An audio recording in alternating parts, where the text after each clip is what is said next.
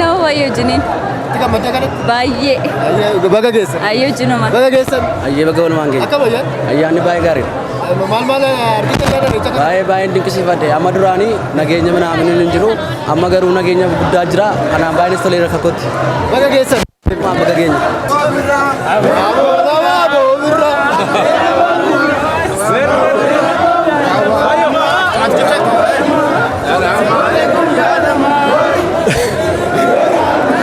Eessarraa dhuftaniitu? Jimmarraa dhufu. Akkami ayyaana irreechaa?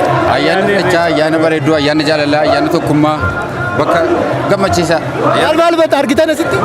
Asitti jaalala Oromummaa waa hundarra namni kun hundi akka waan maatii tokko ta'e mana tokko keessaa dhufe akka waa wal beekuutti tireet inni wal godhu Oromummaa nu barsiisa jechuudha. Oromummaa agarra.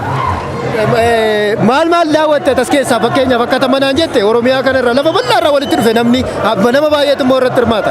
Namoota wajjin carraa wal baruu argattanii? Bareeche carraa wal baruu argateera. Hanga yoo wanalli namoonni yeroon sagantaa kanaaf dhufu simatanii maal jedhan namoota hiree kanaan asitti ol barreeda jechuudha. Warra saganattis haa ta'u warra bishooftuuttis haa ta'u jechuudha.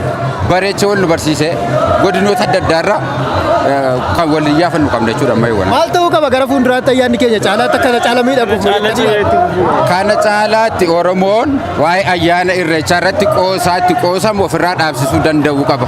Irreechaan namni tokko itti qoosu irreecha akkasii hin barbaachisu.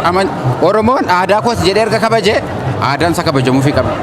Unkaan waaqa tokkicha galateeffachuu miti muka kanatti gabbara sagada hoo jedhe mirga isaati kabajamuufii danda'uu qaba.